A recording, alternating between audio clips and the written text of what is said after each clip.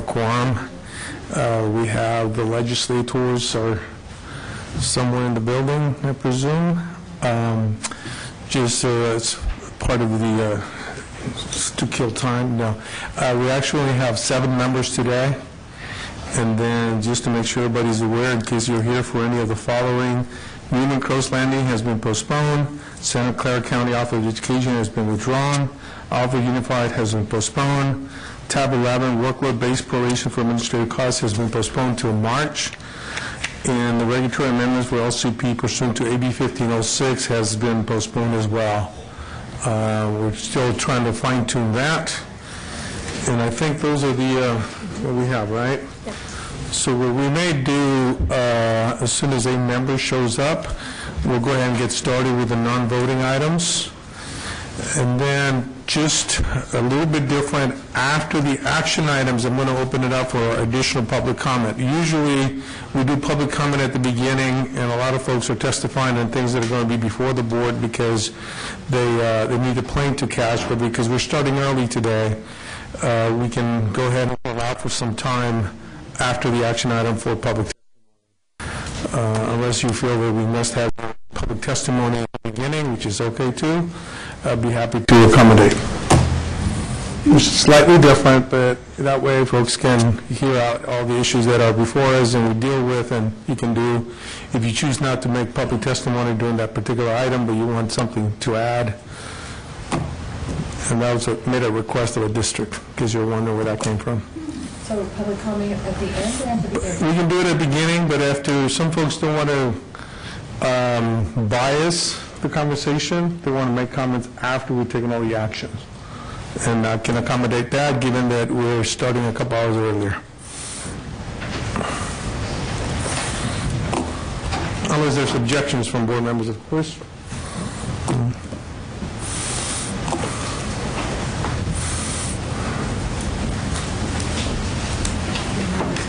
Okay, thank you. We have 3 members en route. So,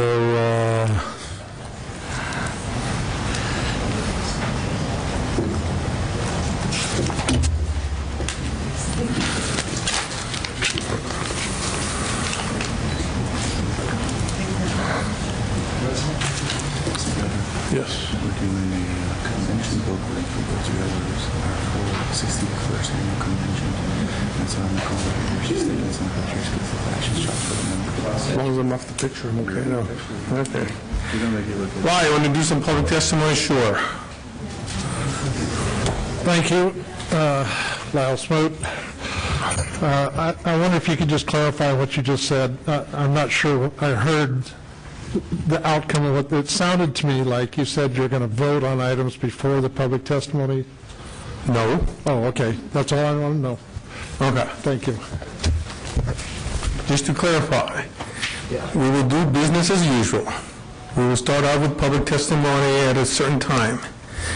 Once we're done with action items, and before we go into reports, I will open it up again for public testimony if anybody wants to make a public testimony of some sort. Not a dialogue, just some issue that is just can't hold it back. You're welcome to do that. Historically, we start at 4 o'clock, and a lot of you have to catch planes, so sometimes you feel compelled to make the public testimony at the beginning of the meeting so you can get it off your chest in case you have to leave. There are times when the items come in after you have left. There are times when your testimony has nothing to do with any of the agenda items, but it is public testimony open. When the items come up, before we take an action on that particular item, you will have the opportunity to do public testimony. All I'm doing is creating the second window for public testimony out of courtesy, since we have the time, and at the request of a district. But does that clarify for folks? I'm seeing this. Okay. All right, why don't we go ahead and get started with the non-action items? Yes, we can move on to tab 3, which is the Executive Officer Statement. And so I wanted to point out 3 items tonight. One of them related to a recent event. On August 24th, there was a series of earthquakes that impacted Imperial County, and Brawley actually encountered the most significant damage as a result. There was a 5.5 magnitude earthquake that actually did damage some schools and other structures. So with that, the Office of Public School Construction and Division State Architect was out in the field. We qualify that. Division State Architect was out in the field, and they did assess some of the buildings, and we are working with the school districts, Brawley Elementary and Brawley Union High School. We're providing some outreach and be going out in the field very soon with the next few weeks to try to figure out what kind of funding opportunities that they may have as a result of some of the damages they sustained. So the next item we wanted to share is to remind the board that, and remind the districts that we actually have an upcoming deadline related to the priorities of funding that was actually awarded on June 27th.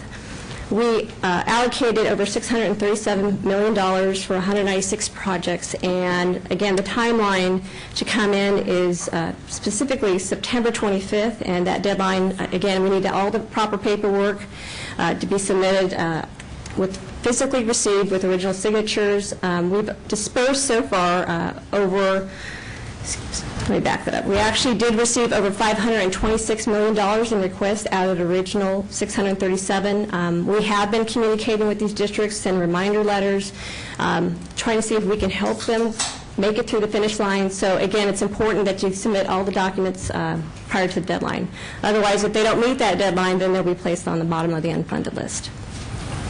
The last item I wanted to share is we've been accumulating our workload to the effect that on the new construction and modernization pots where we have expended or overexceeded our bond authority. So we've been creating this list, and the board actually had that discussion last month on how to deal with this list. But we wanted to share with the board there's actually 5 facility hardship projects that are on that list. They're worth about $6.9 million.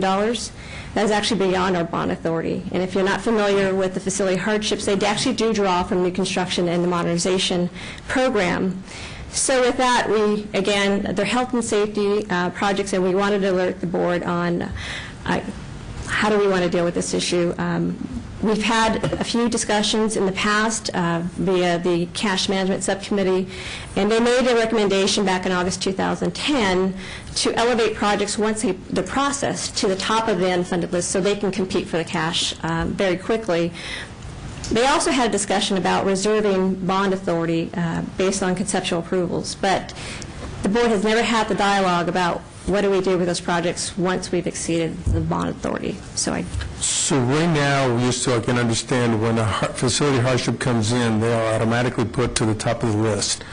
That's if they're processed and then they're placed on top of the list for the unfunded approvals. For the unfunded approval, but because we are where we are, that would mean that some of the folks on the list then get bumped. Technically, because we have this workload list, and we'll have this opportunity with those projects that are on the workload list migrate over potentially in the future to the actual unfunded approval list, because once we have bond authority trickle back in, those projects can move over. But what do we do with those facility hardship projects? Do they automatically jump to the top of the workload list, or do they bump other projects? So I think we've never had that discussion, and it may be it's timely that we have this conversation. Right. So unless the board objects, I'd like to have them bring back some discussion item for next board meeting, some action item with recommendations, because I think that facility hardships we recognize as health and safety issues, and on the other hand, you do have folks who are in line and they're going to get bumped. But as a board, we need to decide who's going to go on first on that one. So, can I just sure. understand in the context of that, are you saying, Ms. Silverman, that we would consider facility hardship to go on to the top of the authorization list? No. Or just to the top of the whatever we approved today called list, the approved list? We have a workload list currently that we have projects in the queue. So do they bump the projects that are currently within the queue within the bond authority? That's a decision we have to make. I thought we made that decision already within bond authority, that they are at the top of the bond authority list. Yeah, they currently, once we process applications, then they automatically go to the top of the lack of a cash list.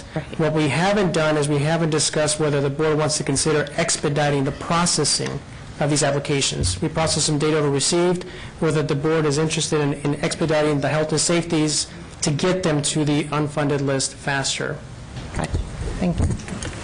Thank you for the clarification, Ms. Moore. Okay, thank you. Why don't we go back? Is that done with it? Okay. So we'll open it up. We'll open the executive office report for public comment when we get to that part in our list. So why don't you go ahead and take attendance, please, Ms. Jones? Will do. Senator Lowenthal, Senator Hancock, Senator Wyland, Assemblymember Brownlee, Assemblymember Buchanan, Assemblymember Hagman, Esteban Almanza, Kathleen Moore, Cesar Diaz, Pedro Reyes. Present. We have a quorum. Thank you. You're welcome. Tab 2, the minutes, and there's a clarification of the minutes. Last time when we met, the minutes state that cash supports option 1, and I think cash supports status quo. Mr. Duffy, is that correct? Okay. So we should correct that. And Mr. Lyle was there as well on that. Not supporting, they supported the status quo, not option 1. Okay. So with that correction, is there a motion? Moved in second. All in favor say aye. Aye. Opposed? Abstentions? Ayes have it. Thank you. Officer's report. So we gave you direction on where to go with this. Yep. Is there any public comment on the executive officer's report? Seeing none, moving on. Tab 4. Consent agenda. It's ready for... Oh, I'm sorry. Consent agenda. And may I suggest that we add tab 12 and tab 14 to the consent agenda? Are there any objections? 12 is the Overcrowded Relief Grant to provide 2 funding cycles, and then the regulatory amendments for the multipurpose room gymnasium regulations. Without objections, we'll add that to the consent agenda. It's been moved. It's been seconded. All in favor say aye. Aye. Opposed? Abstentions? Ayes have it. Thank you. Thank you, Ms. Silverman. Tab 4. So tab 5 is the financial reports, and very quickly, we have on page 123, we provided the board an update on how much funds we've been releasing over the last 30 days, and we have dispersed over $160 million in this respective category, and most of them have been released out of the category of the June apportionments. So we wanted to highlight that activity. And then on page 125, we also wanted to highlight that in a snapshot in time on August 31st, we have, at that time, $202 million in projects that are the priorities of funding that came in June. So again, the timelines are really important, and we did provide the board an update that actually the amount is actually a lot lower than what it is today.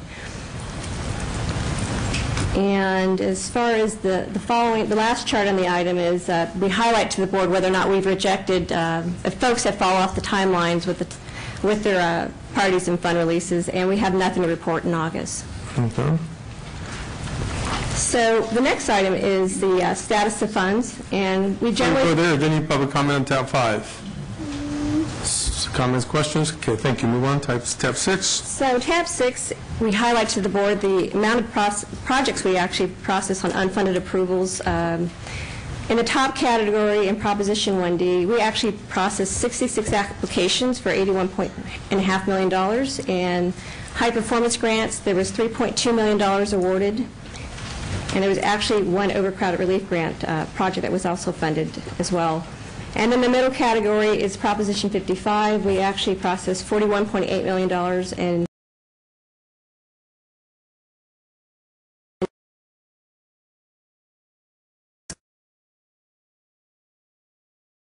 to new classrooms on the site.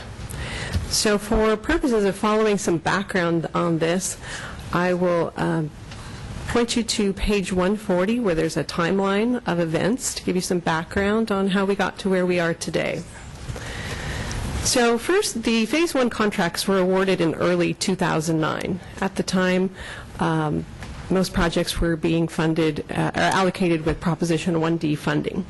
The district did not put a DIR-approved LCP program in place for these two contracts in this Phase 1 portion of the work. In May 2010, the district submitted their 4 funding applications to the Office of Public School Construction. On those funding applications, they had checkmarked the box no to whether or not they would be required to implement a LCP subject to labor code. In response to a 15-day letter in July of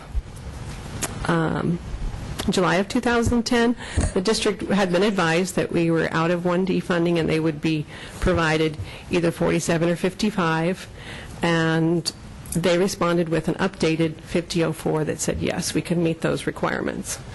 Following that, the district received an unfunded approval in 2010, and then in February of 2011, they awarded their contracts for Phase 2 of the project and put in place a DIR-approved LCP for the Phase 2 portion. Then the district received their apportionment for these unfunded approvals in December 2011 with a fund release deadline of March 13th, 2012. Since the 5005s, the fund release, was not valid, staff returned them, and during the appeal, and then subsequently the district submitted their appeal for that return.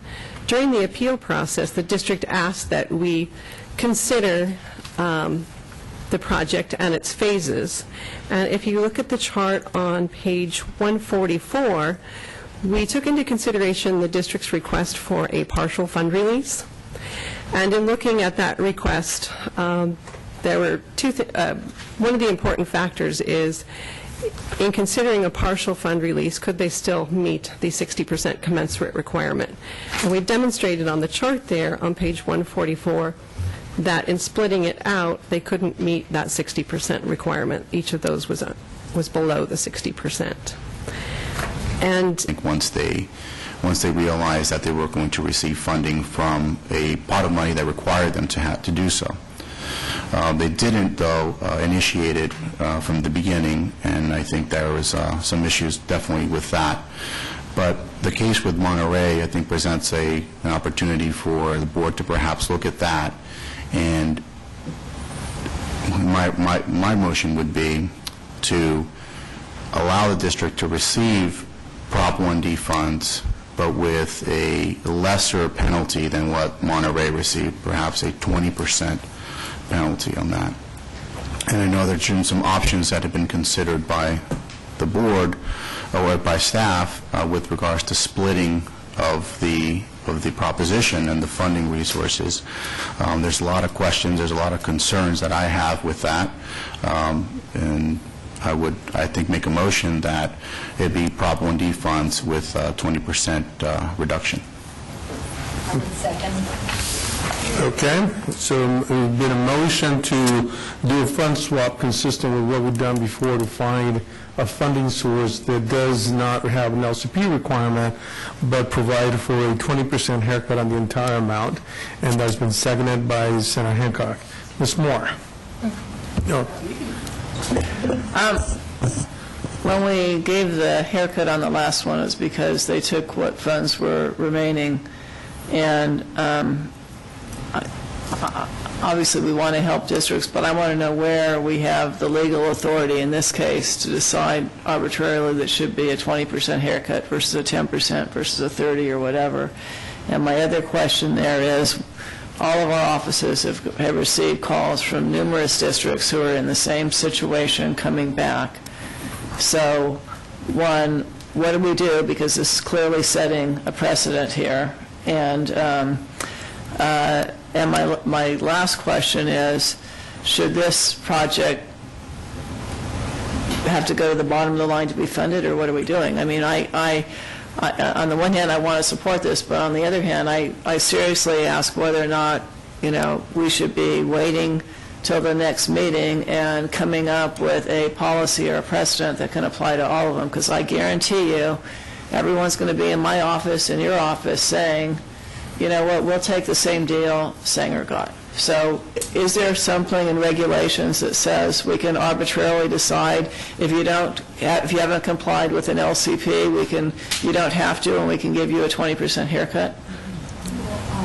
I'm sorry. I haven't seen that in regulation. However, that is within board authority to actually develop the regulation for that. So, but we don't have a regulation that we do Not that. that I'm aware of. And because with some of these, the 1D money, we're going to have run out, and people are still going to be coming back to us needing a solution. And so I want to be sure, because we said, the last time we said we had to notify all these districts that we're out of money. And we know that there will be some money that comes back into the different programs, but it seems to me that whatever we do should be consistent and should be well thought out. And anytime a district waits 2 years to submit a funding application, and you know, I don't know whether Sanger, I know I've talked to some of you, whether you assumed you would have full eligibility with just the conversion and you could get your 50 grants and you wouldn't need to submit it on the multi-use room, and then found out you didn't and you needed to do all of it, or what. But you know, we're going to see these situations. So I just caution that there's got to be some kind of consistency and something that's a little thoughtful in terms of what we do. So my preference would be to wait a month, but I just want to bring these up as issues. I don't know if anyone else shares any of those concerns. Ms. Moore, and then Mr. Hagman? Well, I have a quick question. So 20%, how much is that? About 700,000 haircut. And because they're also in Prop 1D now, so they wouldn't be funded for the LCP that they did do on their second phase, too. Is that considered in that 700,000?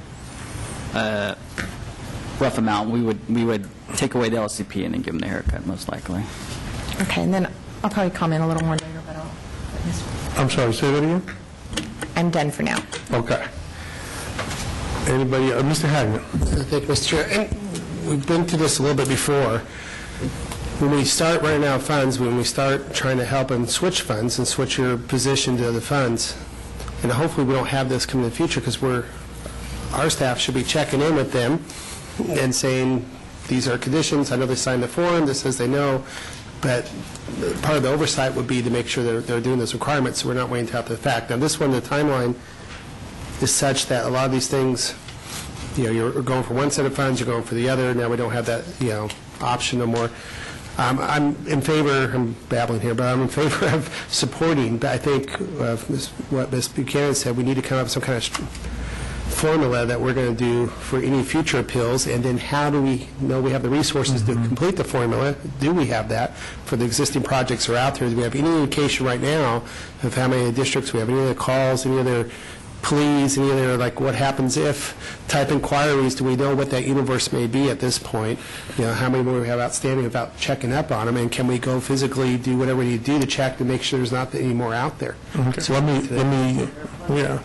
So here's sort of, from my perspective, it's hard to say how many districts are out there because there's self-certification at that time. It isn't until the rubber hits the road that we then say, okay, and oh no, we meant this, we meant that. That's what we encountered earlier on. We had done the fund swaps because we had the flexibility and we had the money. And all along, we kept telling people, and we have asked Cash to announce it as they announce other stuff at their meetings, that our ability to do that will be diminished over time. And it comes to a point where it will be a point where we will not have the resources to do a fund swap, and some of those districts that come in at the 11th hour we will not be able to help them. Then we will have 100% audit finding, as it were. In terms of the precedent setting, right now, the staff level, the funding has been rejected. They're appealing it. As part of the appeal process, it's a negotiated process. We can say take off $1, take out $2, take out $1 million, and as negotiators agreed upon, and that is our authority to do that. As a board, that's sort of what we do.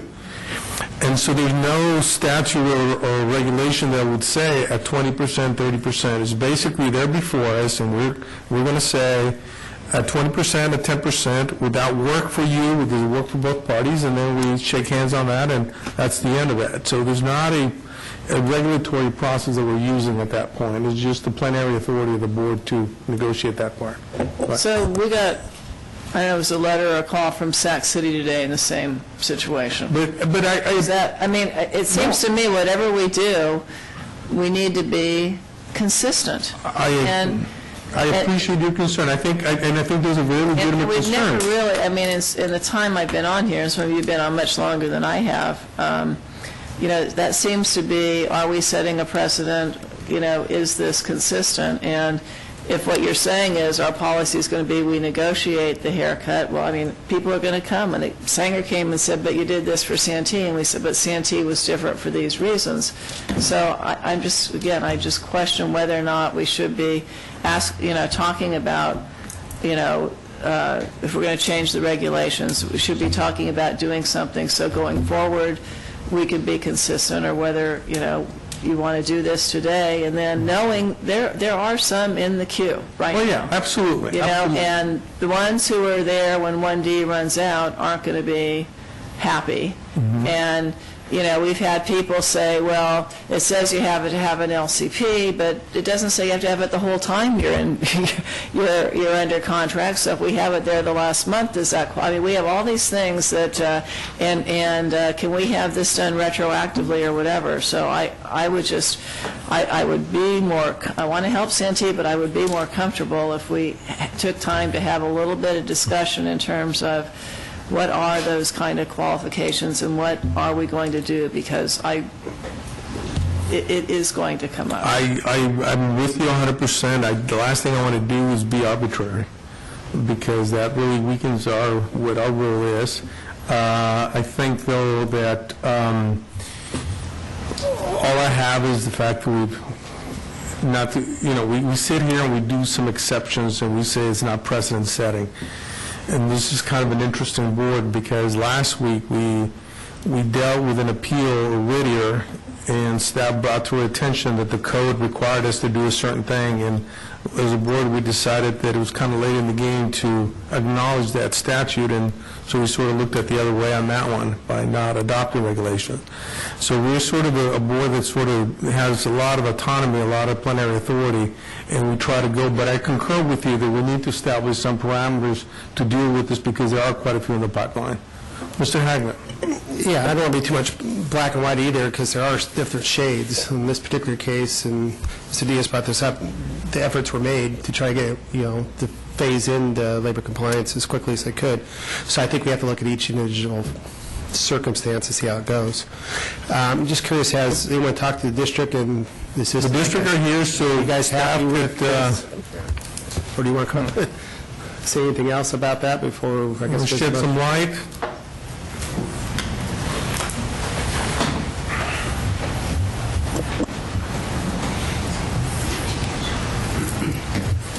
Good afternoon.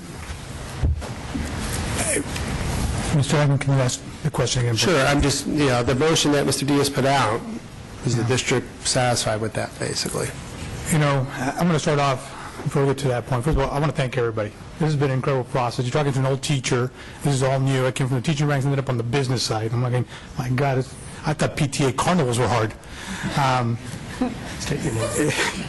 Again, my name is Eduardo Martinez. I am the Associate Superintendent for Sanger Unified, and again, we're incredibly appreciative of the entire process. And I can tell you that we want to be compliant. We follow the rules. As a principal, that's what we advocate for all of our kids. If you look at Sanger Unified's record, that's what we do. We want to make sure that everything is being done the way it's supposed to be done. When this initially started, we thought we were doing that. And when we were guided to change, we changed immediately. Absolutely. When you said you thought you were doing that, it was really clear you didn't have a labor compliance program in the beginning. Right. I think you have an outstanding superintendent. I think your district does a great job. But are you trying to tell me you thought you had a labor compliance program in place when you built your multi-use rooms? No, not the labor compliance. We were understanding that it wasn't required at that point because we were doing to the Prop 1A. Yeah. Okay, when we were told to change, well, we changed. And Mr. Hagman, when you say, do you feel that's fair? I understand that there must be perhaps a reduction. We completely understand that, and we're prepared to accept that. When I look at these sort of circumstances, I think of a teacher. I'm trying to correct a behavior from someone. And Mr. Diaz, yeah, you're right, 20% is probably appropriate. But there's a portion that we did what we were supposed to do. And I got to go back to my board and to my constituents and say, this was a fair deal here, guys. And for the first phase, absolutely. Apply it. I'll take that whooping every day. The second piece, that's challenging. And I respect your position, and I respect what you're recommending, and we're prepared to do that. But if you're asking me, is that the best, do I feel comfortable with that? How do I tell my department, you did what you were told, and this is appropriate? And I know that perhaps within these rules and these procedures, maybe it doesn't quite fit in the box, and it may end up having to be the 20%. But I also want to understand from my position as I look at my community and trying to do and follow rules.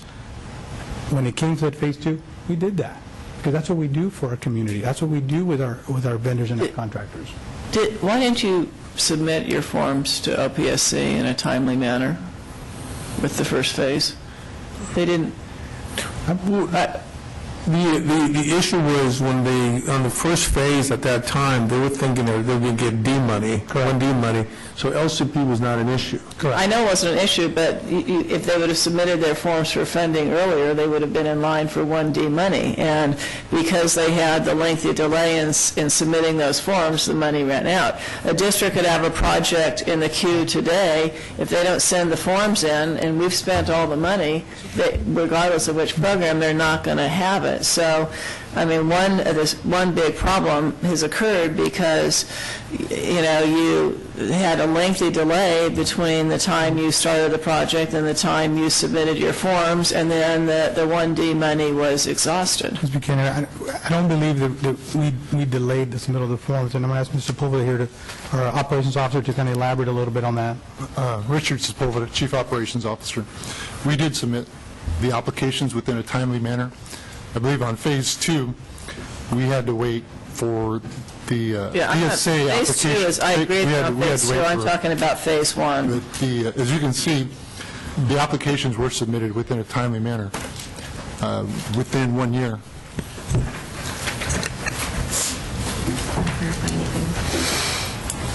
Is that? I thought I had the. Yeah, the timeline's on page 140, if I remember.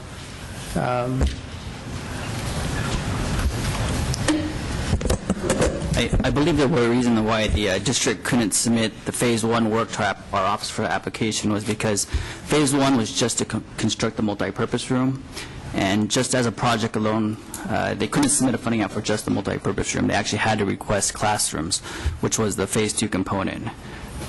Which the plans, I believe, were approved later. The notice to proceed was January 20th, 2009, and the funding applications were received May 27th, 2010.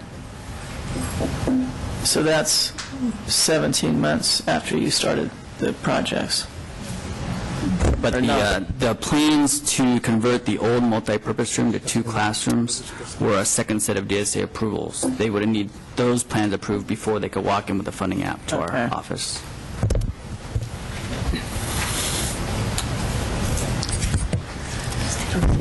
Ms. Buchanan, earlier on you indicated that your preference would be to hold off and see if we can come up with a universal solution.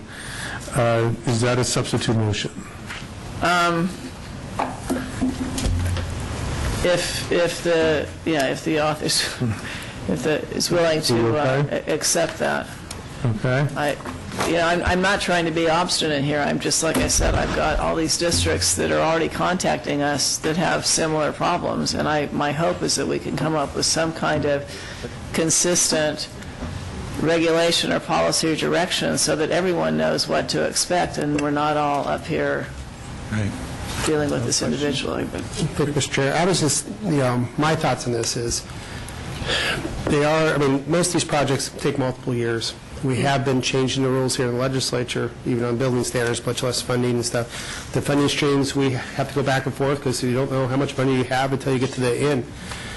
I want to take all that in consideration, but I do think it's some kind of logic there just to apply, this was done out of compliance, this building, this phase, this project out of it, this was done correctly, even though there's like one big funding stream. I kind of agree with that. This part should be left alone. This part, yeah, you get a penalty because you didn't follow the rules. The rules are there primarily for the health and safety of the children there, but secondary to hopefully we follow labor compliance and the rules and restrictions we have. But if they make a good faith effort to do that, mostly school districts are not general contractors, and we keep changing the rules almost yearly on them. Okay. So I have a little bit of sympathy, but I'd like to break it up and do a penalty on one that they violated and funding the other person. Yours more is different than the 20%, but is that, so I'm not going parliamentary procedure because this is a good discussion we need to have.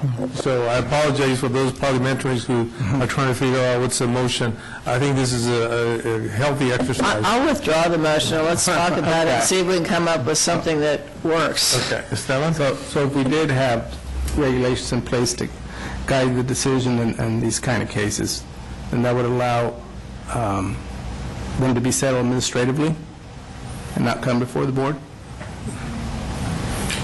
If the regulations were in place, yes, that would be true. It's because then those are the guiding principles for staff. Does staff really think that we are going to be, I'm sorry, I just started talking. That's okay. Is that okay?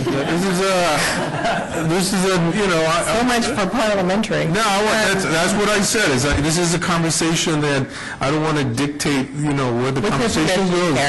Go. Here's what I struggle with. I agree with you. It's always best, and I think as school districts, to be able to kind of know the rules and make their decisions accordingly. We're kind of in all of these circumstances, we are looking backwards and trying to create a framework that now districts can make decisions within. And I think that's fairly difficult for them. I'm not so sure that each and every one of these cases aren't different. And I think they are. They've come before us, and they've had different bents to this. Personally, on this one, I truly believe the district was presented with a Hobbesian choice at the beginning when they said, when the funding shifted and they said, you get nothing or you check this box. I think that's very difficult for districts. And in fact, we had funding over time in that category. So it wasn't actually. It was true that staff presented that at the time, but over time, those circumstances did change, and we did get Prop 1D funds, and we could have solved some of these issues. And ultimately, we will apportion the Prop 1D funds, and they won't have an LCP, they won't have an LCP requirement on it. And then we're presented now with the Hobbesian choice. Do I vote to ensure that the school district at least gets some funding versus none? And I think that's really difficult. What I have heard is that this district, with this particular issue, is ready to move forward. And I'm not sure that the regulatory scheme that we come up with in the future is going to necessarily help them. It may not. They may be in the same boat next month when we come forward with regulations. So it's really difficult. And, I think that at the point that they were asked to have the LCP in place, that they did. And in 2009, when they started their project and it was possibly going to be a 1D, they didn't. We could all go back and say, well, you should have been a really conservative and put your LCP in place so you were open regardless of funding choice. But that's really hard today to hold them to that standard back then. So I'd prefer to split the funding, provide Prop 1D for that which was prior to the time that they then signed the document that said that they would go forward with an LCP and fund that with Proposition 55. We have it, and we could solve for this district. $700,000 for a 200-student application is $3,500 per student that we are removing from this district. I want to help Sanger. I'm not, and it's not that I can't vote for this. I'm just asking the question, should there be a discussion in terms of how do you, if there's going to be a haircut and there should be some penalty, are we going to have any discussion, even if we approve this today, in terms of what's appropriate? And for other districts that have checked that box, that don't have them, we keep talking about contacting them. It would have been much easier at the time they checked the box to try and do something at that point in time to verify records and everything going backwards than to wait till after the whole project's done. Right. And so I don't know what the answers are here. We're talking about it a little bit in the audit committee, and I agree that each case is different, but I think to the extent that each time you have a case, you also are creating some expectation out there for future districts when they come to us. And so I think even if we approve this today, there should be some kind of conversation, whether it's between OPSC at the staff level or whether it involves a couple board members, in terms of what the outreach is and what is appropriate. Because there may be a district later on that's looking at a $30 million project and is expecting that money to be able to pay for a future project that's already underway or whatever, and there's no money left. So there's, whatever we do, I do think it, whether it's different or not, it's still precedent setting, and there's got to be a conversation. So, to your point, one of the items that was pulled is this regulations that we're trying to do to implement this, and we're not there yet. We've been working on this, but I think at the end of the day, I think Ms. Moore and Mr. Hagman are right. They're going to be different. It's hard to come up with regulations that will take every circumstance. In this particular case, you can split it by phase 1 or phase 2. In other cases, you will not be able to. Some cases you'll be able to split it by dates. In other cases, you will not be able to. This is, what we have before is folks who had the expectation of getting 1D money and playing by those rules. And this sort of goes to my concern with, is not on subject, but the unfunded list. People are playing by today's rules, and we don't know what the rules will be in 2014 yet. Everybody's trying to protect the current rules and get me this unfunded list, and don't play with that, because in 2 years we'll be faced with, but I played by the rules that we knew. How'd you expect me to know by the 2014 rules back in 2012? But anyway, that's more of an editorial. Mr. Hagman, and then Mr. Diaz. Just not to belabor the point on this stuff, but I think there's a certain amount of intent in compliance, that I think that's why the filling thing, we have to look at each case a little bit separately. Was there intent there? Did they do it, maliciously, like you said, the person put in the last month of the last contract and now I have it, or was they trying to follow the rules and maybe, just knowing what bureaucracies do to change midstream, mid-course with the way to do business. But going back to the point of, I guess, earlier, do we not have some kind of process in place to go out to those folks now who have contracts and do an audit? Or send them a letter, fill out this form, do you have this? I don't want to keep seeing this a year from now, these projects coming back 2 years from now and saying, I didn't know, or I switched midstream or something. I know we're switching things back and forth. Well, you send out notices, right. But that's different than actually looking at the books. We have asked recently, because we, like the chair has shared, that we kind of stop midstream because we still need to work out some of the issues with the regulations.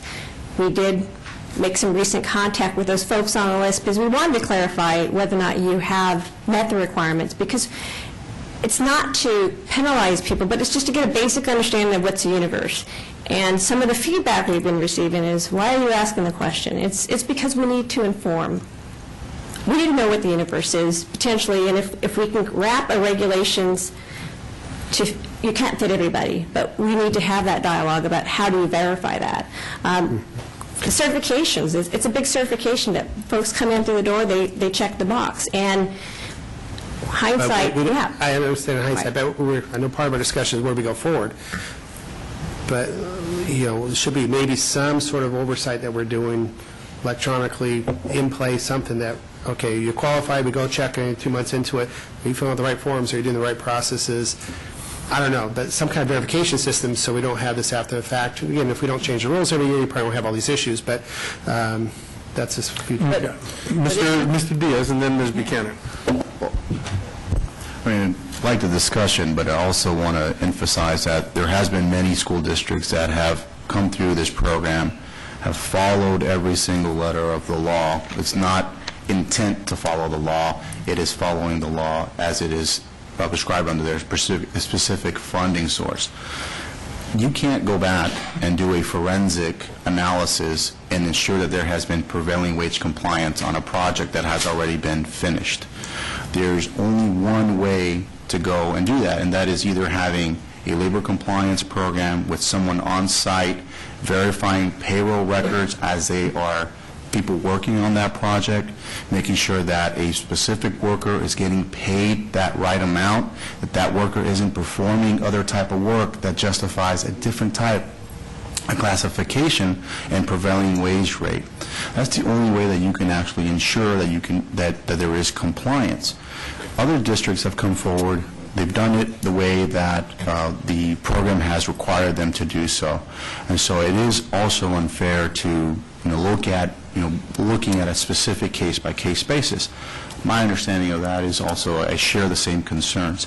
I would like to have a standard where it is applied to every single school district in a fair manner, but those standards should not be developed to create gaping loopholes to allow every single instance or circumstance that happens when people are not compliant or they don't perform the responsibilities as they should to fall through at the expense of others that perhaps are following the law and doing the right thing.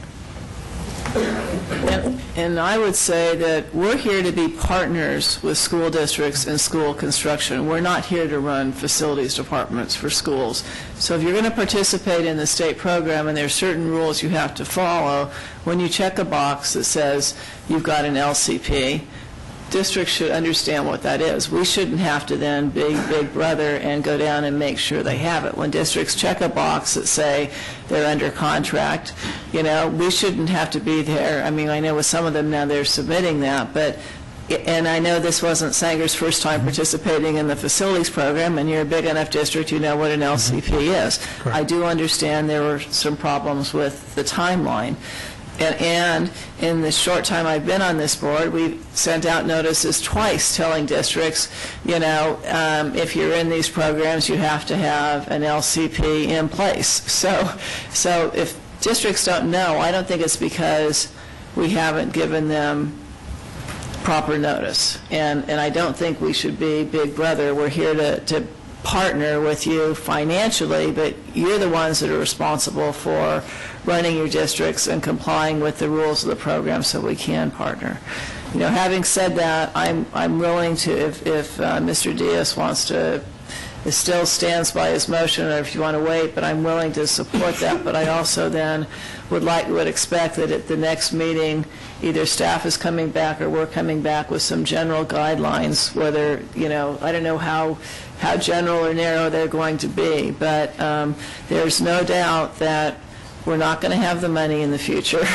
And I don't know how we decide what the appropriate haircut is or what we're doing, or do you go to the front of the line or the back of the line or those sorts of things. But I do think that discussion has to take place. Okay, just so that, to summarize where we are, Mr. Diaz has a motion to move forward, to do the fund swap for the entire amount and a 20% haircut. Senator Hancock second that. I heard Ms. Moore suggest that we do the funding, split the funding based on phases, phase 1 and phase 2, so the haircut's not applied to the entire amount, but did not hear that as a motion, although Mr. Hagman supported that concept of phase 1 to phase 2. Is there a substitute motion by either Mr. Hagman or Ms. Moore on that? And to clarify, would you then apply a haircut to the swapping of the funding for phase 1? Well, I would ask the author of the motion if he would accept that and the 20% on the phase 1. I think it sets a precedent when you're looking at future appeals of when you're splitting for one project, because even though this is a phased project, this is one application. And so if you're going to then look at a project and break it down to one application, we're going to run into the same precedent-setting issues that, well, this contract was covered because at the 4-month of a 10-month project, we had an LCP in place. What do we do for those first 4 months? Then you're creating, I think, another opportunity for staff's time, I think, to be really bogged down with all these percentages. I don't agree with that.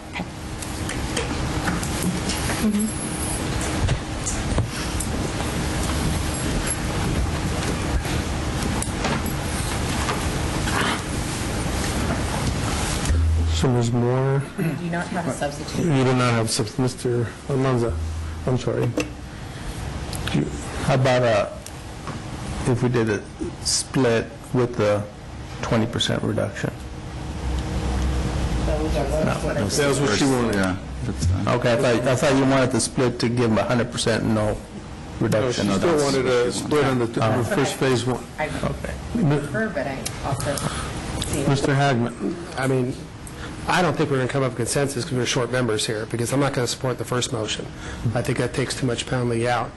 I would support the haircut on the first phase when they're out of compliance because they transfer funds, even though that was part of them not knowing. But I think the second part of it, they did do things correctly, and I think we should reward that aspect of it. Okay, let me throw this out. I know we have a motion in a second, but what if we hold off on this pending the regulations that we're working on and see where we are on that?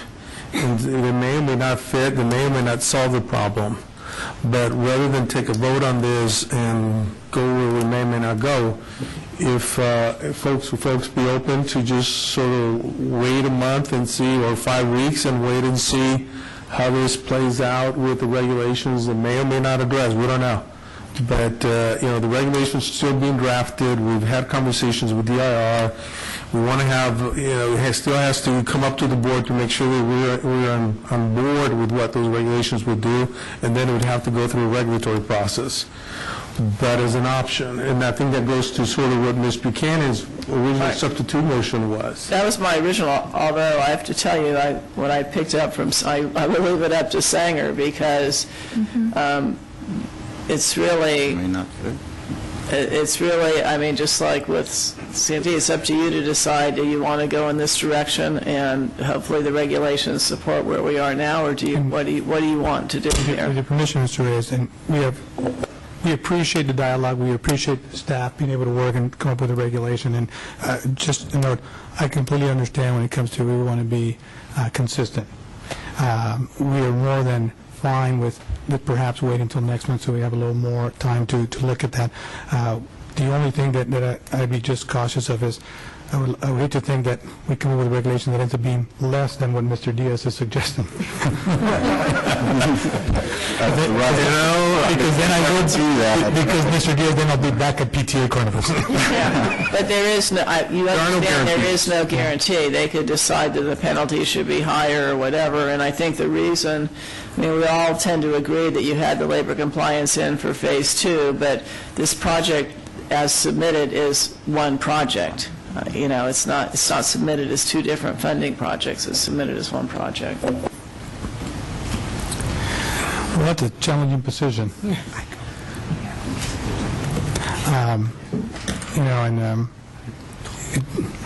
By a good businessman, I would say I got to take the deal now, not knowing what's going to happen. I'm not trying to put pressure on you. No, and I completely understand that, but from a business standpoint, knowing that it could possibly end up being a greater reduction, then Okay. maybe just... So motion is 20%, do a complete fund swap and 20% haircut. And it's the 20% haircut, you're in agreement with that? So we don't go into, if the motion were to pass, you will not go into litigation on our authority to do a 20% and where the regulatory authority for that. All right. Call the roll, please. Any public comment? Sorry, any public comment? Okay, call. Just to clarify, is that on the entire project 20% off? Is that what that is? So they're getting funded for both phase 1 and phase 2 minus the 20? Okay, call the roll, please. Okay, Senator Hancock? Aye. Assemblymember Buchanan? Assemblymember Hagman? Almanza? Aye. Kathleen Moore? Cesar Diaz? Aye. Pedro Reyes? Aye. Motion carries. Okay, thank you. Thank you. I want to register my vote. No. Okay, thank you. Sure. Thank you. Next item. I believe that brings us to tab 13, Mr. Chair, on page 205. This item is the report recommendations from the Rules and Procedures Subcommittee, which met on August 15th, We're not doing 2012. The subcommittee is recommending that the board make 3 changes to the rules and procedures. The first is to move non-controversial items from action items to the consent. The second one is to change the structure of appeals, basically adding language to the appeal to state that absent 6 positive votes to approve the appeal, staff's administrative action stands. And then lastly, that the SAB created working groups, that they also be webcast. The conforming changes are included as part of Attachment A, and those were the recommendations from the subcommittee. Thank you. Senator Hancock, you chair this committee. Do you want to move the item, or do you want to make any statements?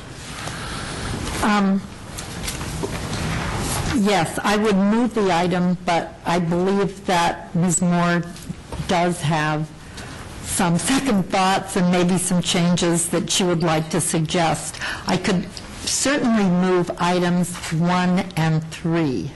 Okay. Why don't I start with that as a motion?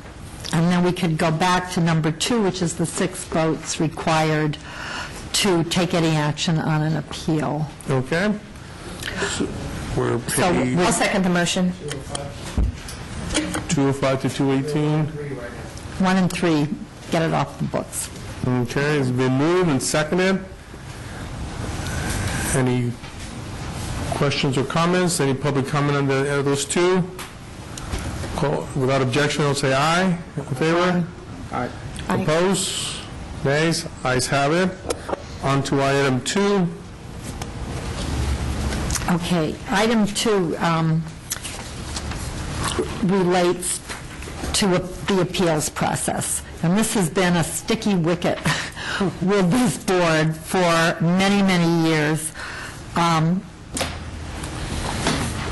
The subcommittee thought about this at length, and recognizing that the general rules of the SAB require 6 votes for the board to take action, decided that we would stick to that it would take 6 votes to overturn the staff decision. We subsequently received a letter from Cash raising some issues that were actually fairly compelling. Among them, what happens if there is a bare quorum of the board? And I thought those were interesting. I believe that Ms. Moore has been doing a bunch of thinking about them, and I don't know if she has any comments. Sure. Thank you. I do have comments. You would want to add. While I did vote for this in the subcommittee, I have thought about it a lot subsequently, and I do know that at one time in this board's history, I do believe that you took 6 votes either way. You took it to approve an item or to disapprove an item, and I think that keeps a lot. I think it takes a lot for a district to appeal an issue. They really have to feel pretty strongly, and they must, and to have a different interpretation, and to take it that way. It's a lot of work, and it's a lot of cost. And I just think that the 6 votes or it reverts back to the staff decision is not compelling for the board to be able to interpret their own regulations at times. And so perhaps in the interest of compromise,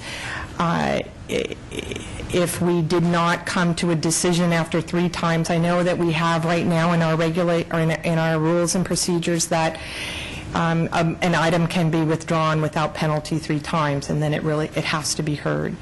But that it gives more opportunity to work out the issue between the board, or gives the board the opportunity to interpret their own regulations. So I think that 6-vote piece is a little problematic on appeals, or they revert to the administrative decision. Mr. Chairman, we had a lengthy discussion on this in the subcommittee. 99% of what we do in this operation is done administratively. It's for those exceptions that it cannot be agreed upon, and the staff does an excellent job of trying to work things out. It's when there's not an interpretive way, there's not something they can do on their own, that's when we come for the appeals. But an action has already taken place, and I think that's where we had our major disagreement on. An action's been taken place. Something has been denied by staff, so an action has been taken place. So therefore, to overturn that action, they appeal, just like you would at appellate court. Okay, in a local jurisdiction court, a judge already makes the decision. If you appeal, it goes to the appellate court. If the appellate court does nothing, that decision stands. That's what we came up with the recommendations. I still support that, and I still don't see a compelling reason not to do that. If you put things off, to keep them off, they're going to stack up and stack up and stack up, and everybody's going to come up with a different deal, different deal, different deal. We're assuming those parts have been done at the staff level. We need to be as professional as possible, keep moving forward. We have the ability, even with 6 staff on here, like we have today, we have 7. If we don't agree upon something, I was prepared to do this earlier on the first appeal item to say put it off for 30 days to get more bodies here, because I didn't agree with it. But since the school district did it, I compromised as well.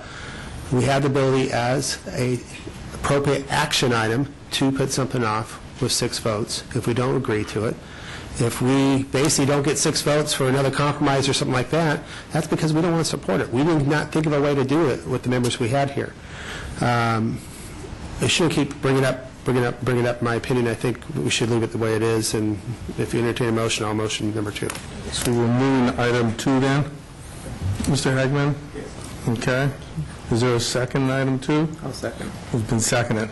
Okay. Mr. Reyes? Yes, Senator Hancock. Okay, I'm going to try a substitute motion, because I am concerned about the fact that we often don't have a full complement of members.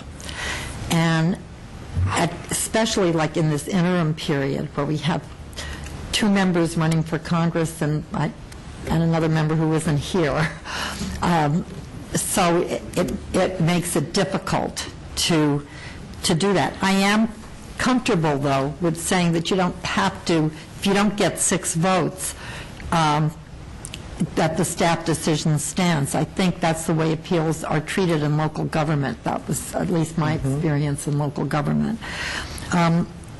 So the substitute motion would be that if there's not a full complement of board members, that rather than be denied, an appeal would come back the next month. Yeah. And that would have to be worded a little more artfully, but you understand what I'm trying to do. If, on the other hand, we had a full complement of board members and nobody chose to make a motion that could get 6 votes, then I think it should revert to the staff decision at that time. I don't think we've had a complement full board since March or February. Ms. Buchanan. Yeah, this is, I agree with both of you. I mean, the staff's made a decision, and they appealed to us because they want us to overturn the decision. So I agree with the motion and the second. But this is my issue. All you guys, you know, Lyle, all of you, come and see us before on these appeals. Mr. Buchanan, just for the record, which motion and second are you agreeing with? Mr. Hagman? Okay. So, okay. Yeah, but you come to us and you talk to us, and we have all kinds of correspondence, and you talk to staff. So you have a pretty good idea of where members are, questions they may have before you come here. the regulations that we have adopted allow you to pull an agenda item up until, a minute before the item is heard. So in terms of having a complement, I think and then being able to automatically have it come back, we rarely are going to have the full complement of members, but you can pull it 3 times up until the minute it's heard. So I think it's already really addressed in many respects in terms of being able to say, look, I know we've got these 5 and these 2 aren't here, whatever, and we'd like to.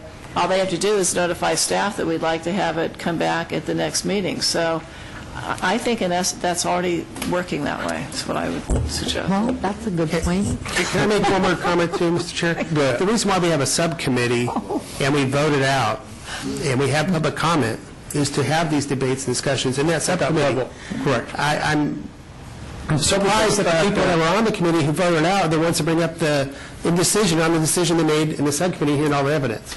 That's called not having the bugaboo of little minds. In fact, I think we should be consistent. If that's logical, then it should be here too. Lyle? Well, I guess I better start off by apologizing for not coming to the subcommittee. I had some personal issues that took place, so my comments should have been at the subcommittee, but I didn't make it, so I'm going to have to say them here. I think this conversation is contrary to the rules of this board. This board has rules and procedures. Part of those rules and procedures is that if your specific rules and procedures don't address a particular issue, then you fall back to Mason's. And Mason's, I believe, is very clear. Every action requires a vote. And this board has 6 members, a requirement to have 6 members. You are taking an action when you deny a district's request. And I think that's an extremely important situation that you need to follow in following Mason's. And the requirements of Mason's, you have to have a vote. Mason's also says, by the way, you can't have one vote that has the, by failing, that has the effect of being the opposite, taking the opposite action. So if you have a vote to approve a district's request, it is contrary to Mason's, I believe, to say that that means that something is denied as a result. And I think you're missing an opportunity in this item by saying if you don't have 6 votes to approve, it's automatically denied. First of all, I don't think Mason's follows that. But the second part of it is you just had a big conversation about Sanger. If you had a motion to approve the district's request and it was failed, you would never have gotten to the 20%. You as a board need to know where everybody is before you take these actions. The districts need to know these things. So I have a real concern that this action does not follow Mason's, and Mason's has been around for 1,000,000 years. This board, for as long as I remember it, required 6 votes one way or the other. Okay, that changed sometime in the last number of years. I don't know when, but this board always required 6 votes to take an action, positive or negative action, and I think it's a real concern that you're going to now have this in your rules and procedures that establishes a situation where, I'm going to use something wild here, okay, I don't mean this as anything against staff, but if staff were to come up with something that was totally in contradictory to the laws and regulations for whatever reason, you, by not voting, have said that's a reasonable interpretation of your laws and regulations, and I think that in itself alone ought to preclude this, and you ought to go back to requiring 6 votes to take any action. Thank you. I just, I'm actually being persuaded by Ms. Buchanan's argument, which is that as long as we do allow ex parte communication, and we certainly get a lot of it, that, for instance, Mr. Diaz was able to come in today with a compromise that he thought he could put on the table and move the agenda forward, that districts will be doing that, and I'm now assuming that some of the pulled appeals are because that kind of agreement wasn't reached, and so we don't have to talk about it until and unless it's possible to see if an agreement is reached in some way, at which point, if we have the 6 votes, we approve the appeal, and if we don't, the staff measure would stand, and that might be adequate. I was concerned about moving forward with a no majority in any direction because we didn't have members here. Okay. Mr. Duffy. Thank you, Mr. Chairman and members. Tom Duffy for cash. Thank you for recognizing our letter, Senator, and I won't belabor what's in the letter. We've made, I think, a lot of progress over the last year and a half on appeals, and I think that's very, very positive. The one comment I would make is that we're embarking upon a new time with action you took last month on the unfunded approvals and how you'll handle those. I don't know all that we're going to face in the future, but I think there'll be some bumpy road ahead. And I would just admonish that having OPSC staff and school district and county office staff together working, recognizing that they each have to make a compelling argument to the board, makes sense. And you would probably, I think, be able to go forward into this unknown time with a communication both to districts and to your staff that you need to solve things before they come here. And that's where we admonish in our letter that the 6 up or 6 down. Thank you very much. Mr. Reyes. My actual experience of this is that it isn't the staff and the school district, it's us and the school district, because people come to our offices with various kinds of evidence. We may call the staff and ask for clarification and one thing and another, but it isn't the kind of double jeopardy if they told us no and now we have to get them to agree with us again. It seems like... Steph does a lot of work behind the scenes in trying to get to the facts and trying to understand what can be done. Yes, Ms. Barra. Ana Ferreira with the County School Facilities Consortium. I would only say that we agree with the comments that have been made earlier. It's a rules and procedures, the ex parte and the other issues that come up. I think it comes down to that question of, if you don't make a decision, will another decision be made? And we agree with the comments made by Mr. Smoot. Thank you. Thank you. Okay, so Mr. Hagler. I just want to, just a couple counters to that. The Mason's Manual goes in place when we don't have rules. This is what we're voting on, the rules of this board. And to say that a process has not taken place before it came up here, and that the staff has to approve their process, I mean, generally these are things that we're trying to do on behalf of the districts because they weren't following the rules to let the law begin with. There has been one up here in front of me so far in 2 years that fit every box, and we messed up. It's been the other way around. So my understanding is, these are the exceptions, and we do have a very good debate, and we have a compromising board. And if for some reason we get locked, stuck, or there's things we need clarified, we always do put it off, just like the district has the right to pull it off.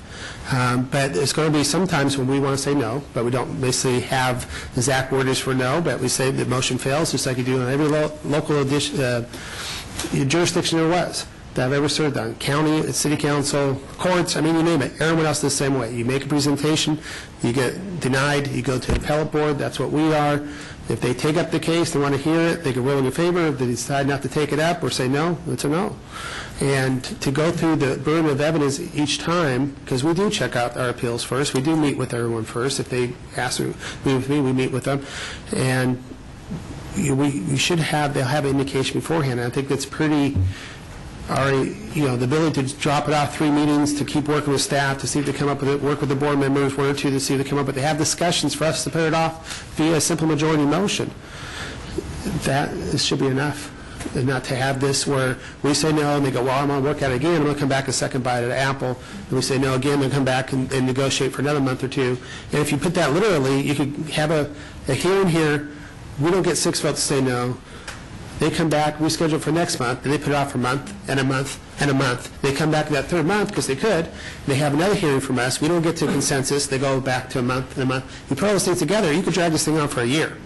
That's not the purpose of this. So I still agree with my first motion. We have... Hi, Andrea Sullivan with Orange County Department of Education. I also represent 27 school districts in Orange County, as well as county offices through the Facility Subcommittee of County Offices, Superintendents of California. And I really appreciate the dialogue and the conversation.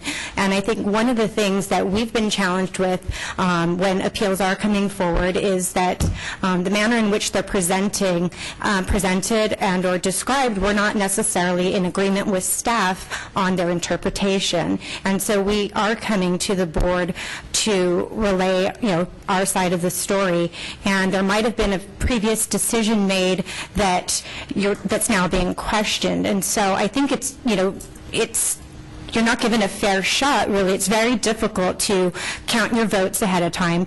Other conversations happen right before the meeting. It's not a matter of us wanting to come back and belabor the issue and have the discussion go on, but I just don't think that there's necessarily an objective presentation of the information, and then we're already up against a no that we don't agree with necessarily the facts and how they're presented or being interpreted, and it would be, I think, just as very it's just a disadvantage, I think, coming up to the board with going against the staff without having to have both sides have a fair shot, is really how I see it. My experience on this board is that we, I don't say overrule staff, but I say 9 out of 10 times staff is following the strict letter of the law because that's their job, and it's our job to say, no, we think an exception should be made. In my experiences, just like with the Sanger situation, if all of us were following the strict letter of the law, it was submitted as one project, there wasn't an LCP in place for the entire project, technically it didn't qualify, but my experience is that districts do a good job of representing themselves. They come in to our offices. You've been in my office. Staff doesn't lobby us not to approve it. They answer the facts, and any additional information, they get it to us as quickly as they can. But my experience is that 9 out of 10 times, we are finding a way to help the district. So I find it hard to believe that, the district is really that, the staff is really that biased in terms of what they're presenting. It's just not, it's not consistent with the experience I have. Thank you. Okay, any additional comments? It has been moved and seconded. Call the roll. What has been moved and seconded? The motion to item 2. Item 2 and the recommendation. Because I made a substitute motion, but it didn't get a second. Right. Okay, got it. Well, you had a substitute motion. Yeah, but it didn't get a second. That's why I didn't. No, Kathleen would second that one. Didn't you? No, okay. It was discussed, okay. So we have a motion to take to recommendation 2 to approve as proposed by the committee. As proposal number 1. Item recommendation 2. Yeah, no, right. But this is the main motion because the substitute motion did not get a second, correct? That's correct. Yes, Thank okay. you. I'm just trying to speak. So it goes with what is written, what the committee came out with. Just to be clear, the recommendations by the committee. Correct. Hancock. Aye. Buchanan. Hagman. Almanza. Aye. Moore. Diaz. Aye. Reyes. Aye. Motion carries. Okay. So tab 4 was part of the consent. Tab 16.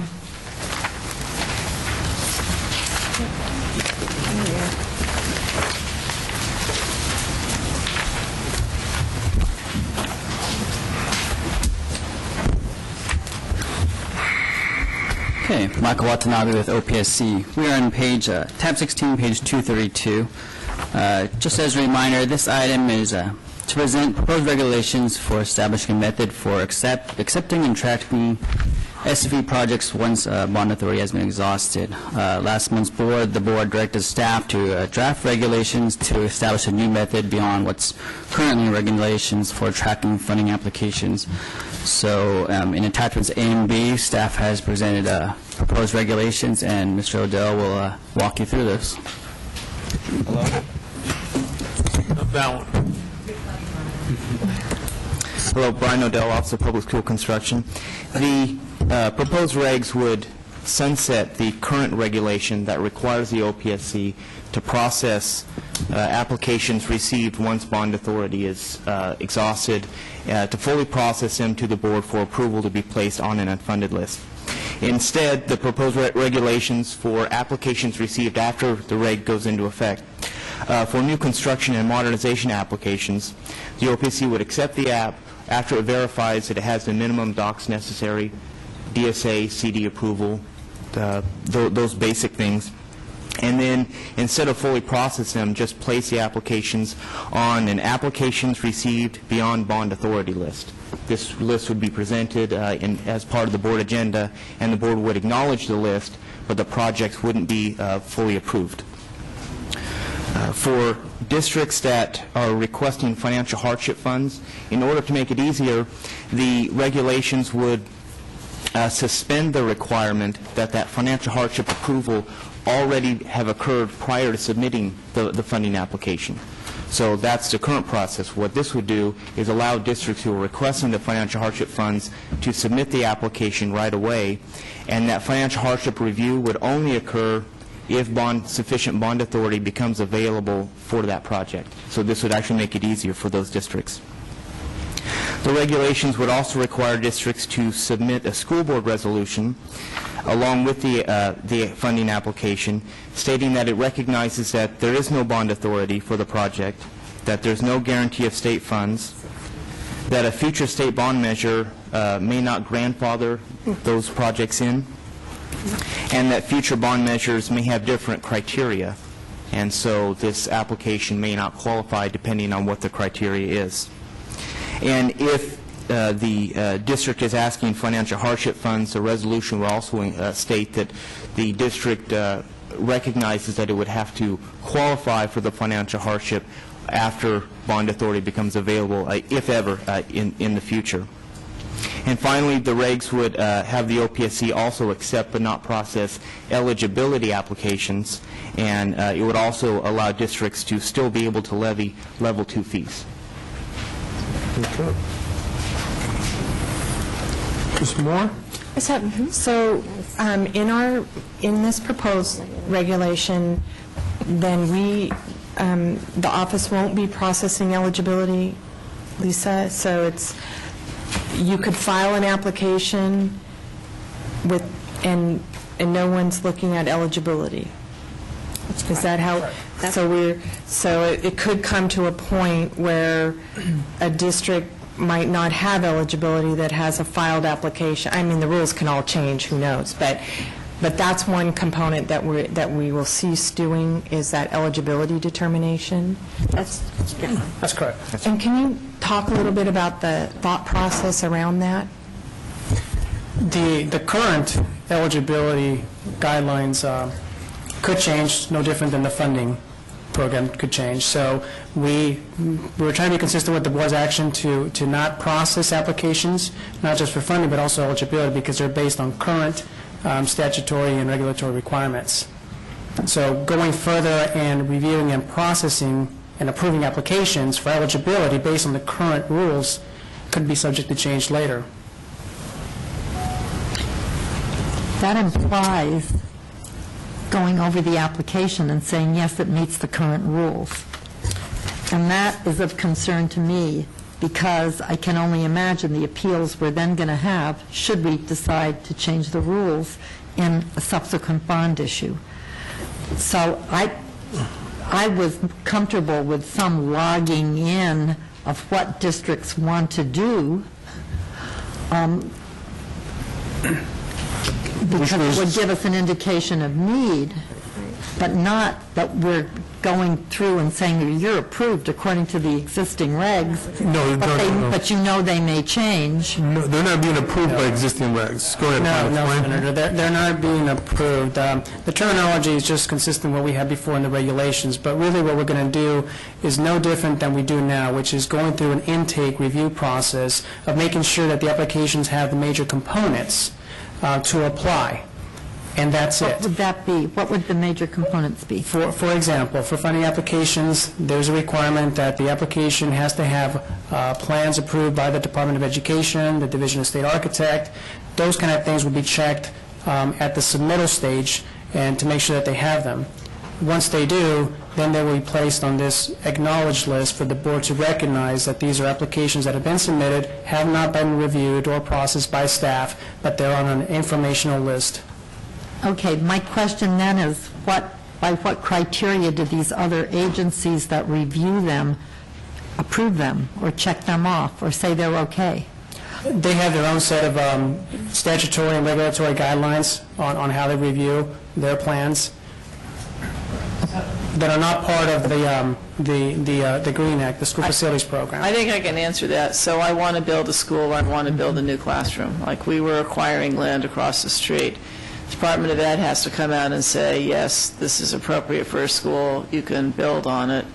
And I have to go to Department DSA for them to say, yes, your plans have passed structural, fire, life safety, and ADA, all three of those requirements. So those are existing. That's right, to be able to build. Now, whether I'm building with state funds or without state funds, I have to have those approvals, and that has to be done before I can go to OPSC to request funds. So those are you can't go to OPSC and get a project in when it's in the idea phase. It has to be where you have CDE and DSA approval. So I think you're talking about that level without agreeing to what program it would be in or what the actual eligibility would be. Okay, so let me just get a little further clarification. That means that even if a district were to use all its own money, it would need to go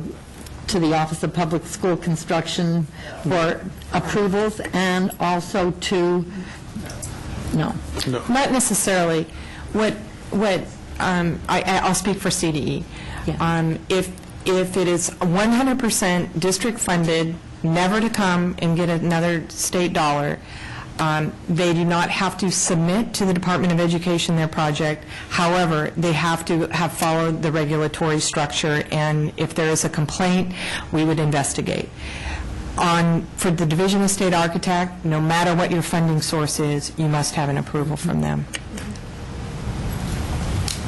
Okay, and CDE would approve or disapprove, like if you're building on an earthquake fault, I'm sorry. What kind of things? Unless the district is going to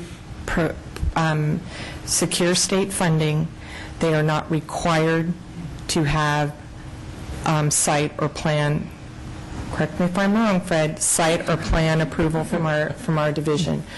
At all. The law states that you must have followed the regulations and have it in your file.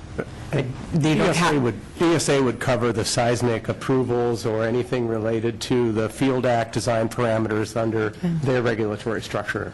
Most districts will come through the Department of Education because there might be that they're going to go after state funds at some point in their process, so they're going to want that approval.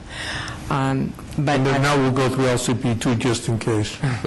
Right, and they might even build high-performance schools just in case, and seismically safe schools just in case, yeah. Okay, because I'm comfortable with that, which means essentially we're keeping a list of projects that districts want to do that meet other state requirements. In other words, if there were a program in place, we could then process them, but since there's no program, we're not going to process them, but they have met all the requirements up to that point to be processed. The requirements that are in law. So that if additional seismic or project labor agreements or seismic requirements, stream requirements were in there, they would either have to upgrade their application or they'd be told that their application didn't work. Okay, thank you. That's what I just wanted to clarify. It was, and I would honestly like to, in addition to the regs, which often are worded in a rather complicated and formalistic way, if there is a letter that's going out to districts that actually says to them, this is what we're doing? We do plan on providing extensive outreach to school districts to Would explain. you bring that to the board one? Sure. Okay, because I've always, been concerned about how we communicate in a way that your average very busy school principal can get right away, so that we're not getting people We can certainly do that. confused. Thanks. Okay. Any additional comments from board members? So I move to approve staff recommendation. I'll second. Moved in second. Comments?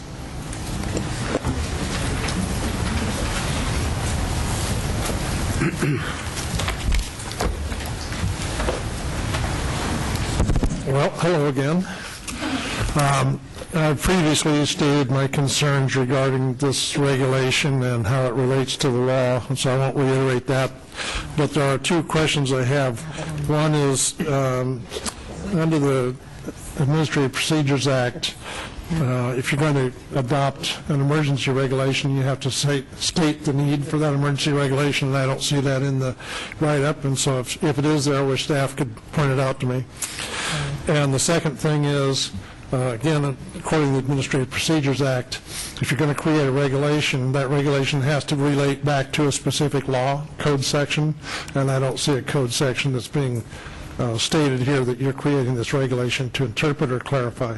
I was wondering if you can have staff address those issues. Three that we've cited. I believe it's in the bottom page 237.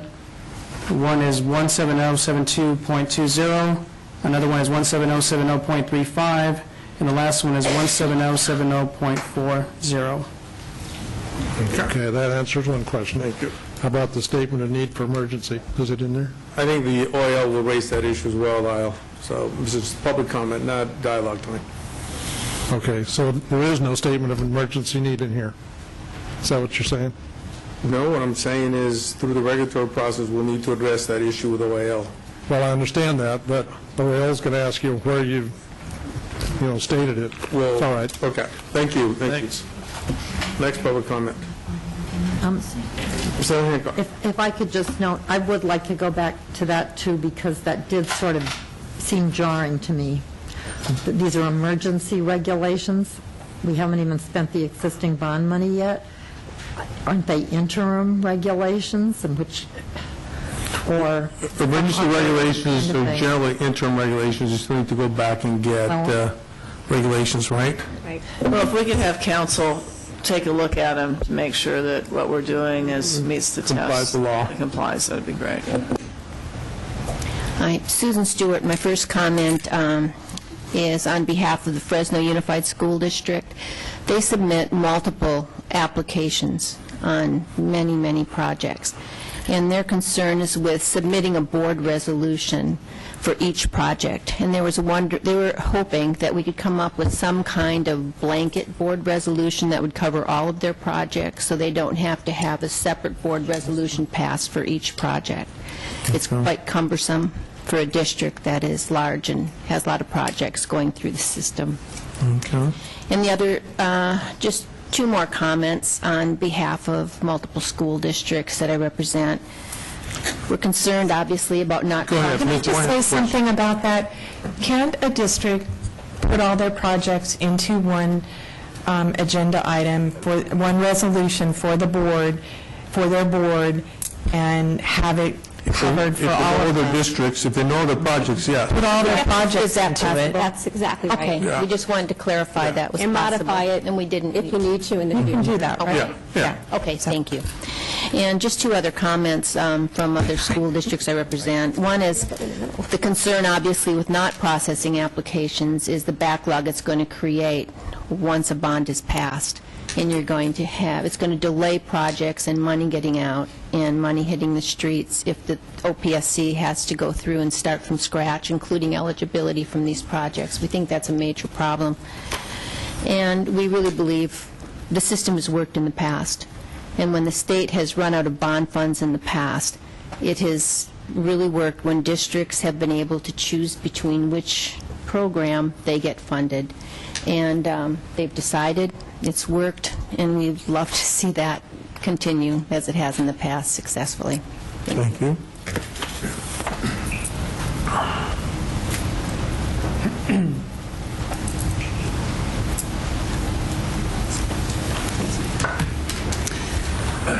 Well, good afternoon, Chairman Reyes, members of the board. My name is Kathy Allen. I'm the Senior Director of Facilities and Planning for the San Juan Unified School District, and I currently serve as Chair of CASH. Thank you for allowing me the opportunity to share my thoughts on the item before you. Normally, when I speak to you, I put my best PC foot forward. This afternoon, however, I'm speaking from my heart, which might come across as a tad more emotional than I would prefer. While I respect the gravity of all the issues that you face, I find myself deeply troubled with the item before you and the action you may take. This item, if acted upon as written, essentially suspends the state's obligations for the foreseeable future while not allowing districts the same consideration. I'm still required to design and build facilities that meet today's standards, most of which are mandated by some department or another, that may or may not be funded in the future, or even may be required in the future. This proposed regulation will change the way you do business with districts throughout California. While the State Allocation Board suspends all the state obligations, all the demands on the district remain in place. So due to budget considerations, every day I have to make decisions to eliminate elements in a project that are designed to enhance the educational program just to satisfy all the mandates that have been imposed on districts over the years, while you are preparing to suspend the state of its obligations and expectations of the voters.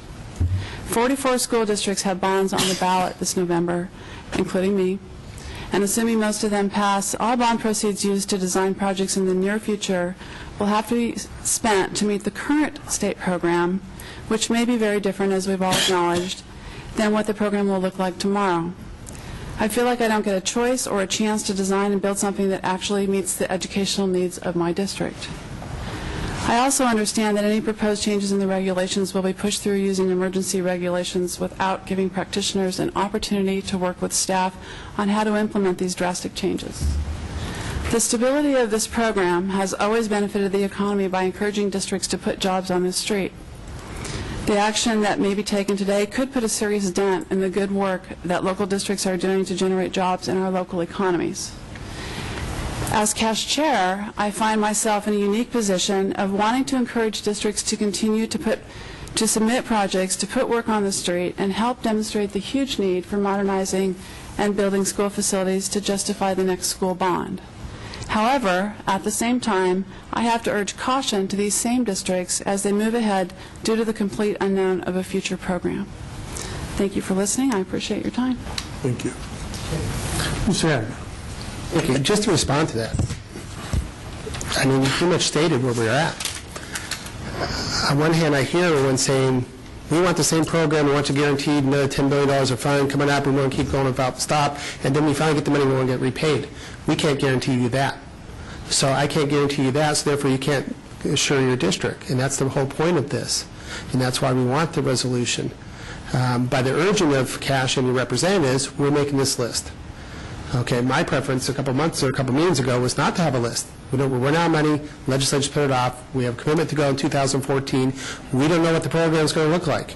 And the more pressure we get, the more list we have of people saying, we want this program that you already had back from 2010, 2008, whenever the bonds came out, more hard pressure is going to be for us to say, okay, let's keep the same program. It has worked better than anything else in the past, but I think there's a lot of improvement to become to it before, I want to put my support behind a new bond. And that's my concern, exactly what you stated. But is this better, I'm asking your opinion now, to have this list than nothing at all at this point? I believe that with the uncertainty that surrounds all the potential changes down the road, all those boxes, it's been, the whole topic this afternoon has been about checking this box or that box and meeting this requirement or that requirement, and possibly no grandfathering. It just creates this huge uncertainty as we move forward in trying to meet the needs of our local districts. So, I mean, the process certainly has worked in the past. We look forward to the opportunity to be creating a new program, that meets the needs of everyone. It's been a long time, so it's probably a good time to do that. But with all the layers that are being asked of districts right now, not only of the mandates when we're out there designing stuff, but to certify to all these things that I may not have to comply with 3 years from now, but I'm going to pay for ahead of time, I have concerns with that. And that was my point of Chair, so I don't know. So when you say, I mean, when we design schools, we design them to state building standards, right? So whether there's a program or not, they're still going to be in place. The program isn't going to change what's required structurally of buildings. It's not going to change the ADA requirements. It's not going to change the fire life safety requirements, right? Correct. I mean, if the voters never pass another bond, all that's going to be in place. And aren't we designing to those standards that you have to design to regardless of whether or not there's a program? If those were the only standards that I had to design to, then I wouldn't have an issue. Right. But what I have issues with now would be, for example, LCP. That doesn't add to my educational program, and yet it costs me money. A green code that is going to be talked about here before too terribly long is going to add cost to my project, but not necessarily benefit my program. Yes, we want to be green. We all want to be energy efficient, et cetera, but it doesn't add to my program, but it takes away from the ability. You're assuming that there's going to be a mandate for that. There may be, right, but I mean, if it's part of what DSA is now, but if there is an incentive for it later, then you may get funded for it or you may not get funded for it. And when you talk about suspending the state's obligation is being suspended because we're out of money. And that's not something any of us like. I know many of you were frustrated when you came to us before and kept trying to push to get a bond on the ballot this year, and we kept saying we're not going to have a bond on the ballot this year. I mean, the economy has forced certain changes, but the reality is we are out of money. Do I believe we're going to have a program? Yes. Do I think it's going to be changed dramatically? No. We know we still need to modernize buildings. We know we still need new construction, but we feel like this is a point in time where we can take a time out and take a look and hopefully on some of these streamline them and make them easier for districts. But for us to go out and promise something with the district making financial decisions on that promise when we don't know if the entire board of the legislature is going to agree with us, I'm not sure that's fair for districts either. Senator Hancock. I would only add, the state treasurer may tell us we can't do any more bonds because California's bonding authority and our ability to pay the interest has run out. So I would really urge districts to look at whether or not the state is going to be able to stabilize its expenditures, whether we're going to be able to pull out of this recession, because I'm uncomfortable, frankly, with the idea of an unfunded list at all if it's going to be seen as just something else where the state is making demands on us. Really, in the old days, school districts used to pay for it all themselves. And so I think that really you should be careful before one assumes it is an absolute given that there will ever be another school bond. And that, in fact,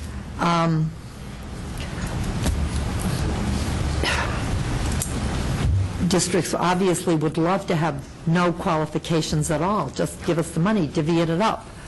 And some districts come and say, and we can't pass a school bond, so give us 100% funding. But we need to look together at how to get an adequate stable financial base for the state of California, I think. Mr. Chair, I was just one more last comment. We'll move on. I know we got more. I apologize. I'd like the setup that was proposed. I'm just wondering, is there things we could peel off because those things may or may not change, like the LCP, the green energy stuff, and things that will at least streamline the process? You still got a placeholder. You're still going to the architect. You're still going to the state stuff, but have that there in place so that way, whenever a program comes up, they can make the simple modifications without spending money up front for the things that are in today but may not be in 2 years from now. Ms. Silverman? Some of the provisions are in statute already, regardless of the program. Right. It's in statute. Right. Yeah, the compliance monitoring unit, whether it's supported by you or not, is already in statute. Assume number. Thank you, Ms. Allen. Mr. Rohr.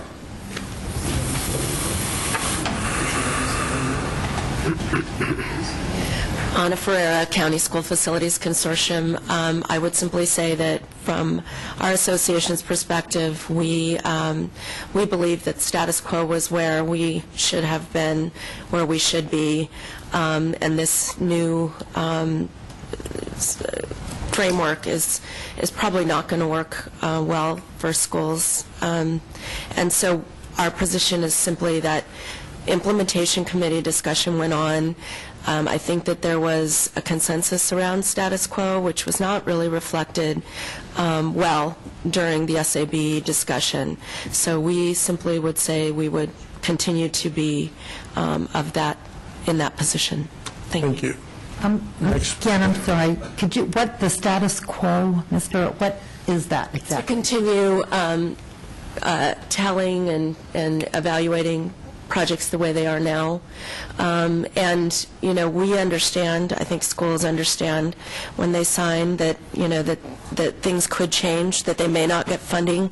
And so, you know, creating a new framework with multiple lists, I think is, you know, that's not where implementation committee landed, and that was all the stakeholders having that discussion, and we would just simply say that, you know, that's where we would, where we believe it should remain. Thank you. Next.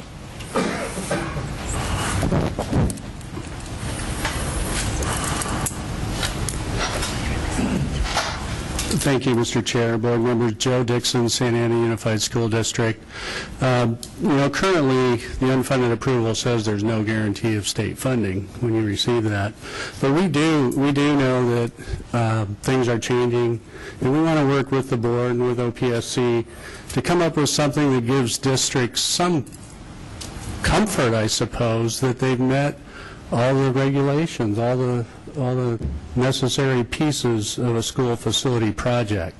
So we'd like to keep it open and see if we could have some more discussion and see if we could come up with something a little bit different. Thank you. Next.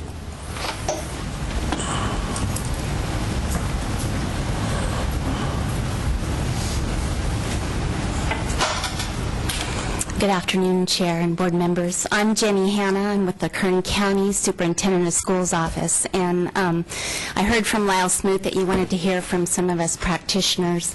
I'm not sure if I can be as eloquent as some of the other speakers, but I do agree with a lot of what's already been said, and I was at last month's Allocation Board meeting where you had this conversation. And what I left with the feeling of was a little bit emotional, as well as Kathy talked about, is that in your fear to commit to districts with this program, and we understand that, we know the economy is different, we know the program is changing, we know the state's in a different position, everybody knows that, but in that fear of commitment, you are effectively disillusioning and causing some local folks to forestall some projects that they could move forward with local money. And after last month's Allocation Board meeting, I went to our county. We have a JPA that has a membership of almost all of our districts, 50 school districts in Central California, many of them, you know, small school districts. And we came away with the consensus that, you know, their hands are tied. We already, as Joe mentioned, we already certify on a funding application form that there is no guarantee of funding, that that's not a guarantee of funding. And, you know, if there's additional certifications that districts should do to assuage this board and make sure that they understand, that the local school district boards understand what they're committing to. But really, in effect, I sense that this changing this process from its historical way that it's been done and been effectively done is going to send a ripple in the pond that maybe we don't all kind of understand at this moment. So that's what I had to say. Thank you. Thank you. Ms. Moore. Well, first, I'd like to withdraw my second. I think I've had too much vacation time.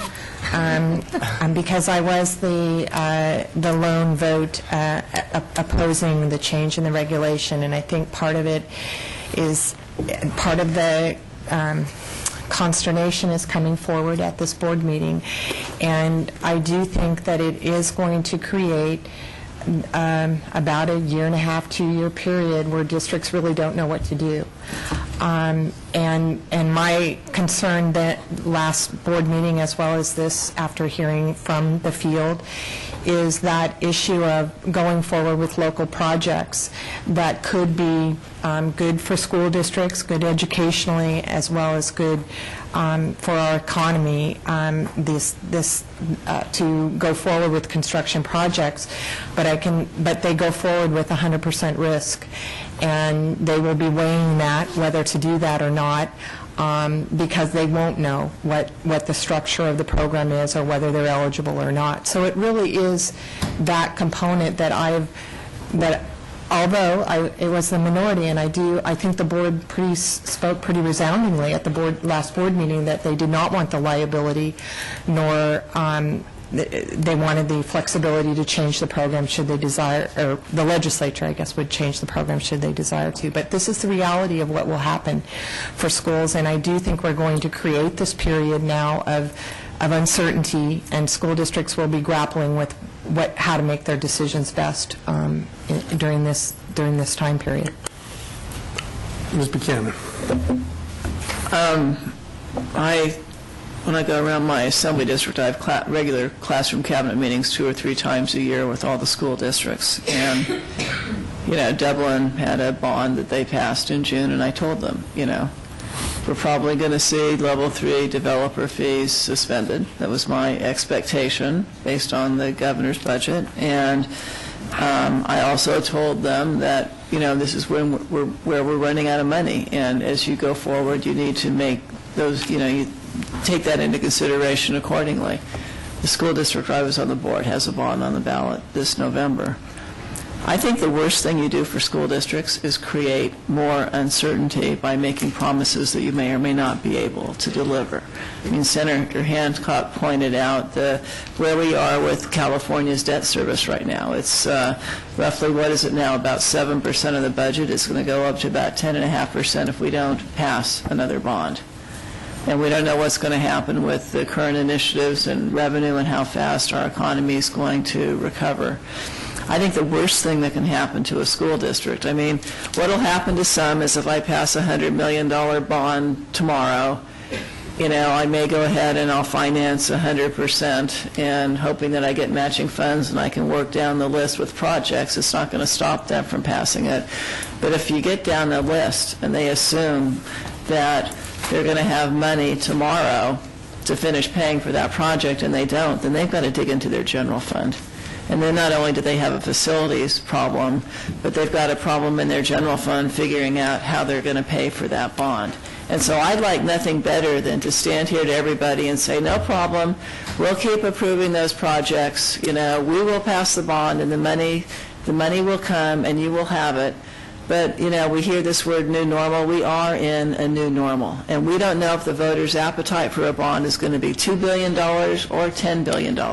I do know that the $35 billion we passed over the prior decade probably isn't going to happen again in the next decade. So I would rather be, as painful as it is, I would rather be honest with people and have them make their decisions accordingly. I would rather, I'd love to see this board we keep talking about having our meeting, and maybe we need a subcommittee in terms of questions or things we'd like answered in terms of how can we, what's working, what's not working, how can we streamline the process, how can we provide more certainty. But, to right now pretend everything is going on as normal and to let these districts think that as soon as the bond gets passed, they're going to get a big check, and so they can go ahead out there and, speculate, it's wrong. And where it's going to come off, it's going to come off the general fund part of the budget, and that is potentially devastating to districts. So do I like having to do this now? No, but I do think we're sort of in a new normal. And I think it makes sense if we can come, as we get closer to having our discussions as we get closer to organizations doing polling, and we know, whether or not we can go forward, and it looks like we're going to be successful with the bond, and I personally will do all I can to work for the passage of a bond, because I believe schools are the responsibility of the state, and it's an absolute good use of general obligation bonds and a proper use. I think right now, pretending that the current program is just going to go on and trying to giving that level of guarantee, I just don't, that's not where I can go. Mr. Hagman. And just to follow up on those, I agree with everything you just said, but those of you in the room here, you're hearing us, you're seeing it, you get it.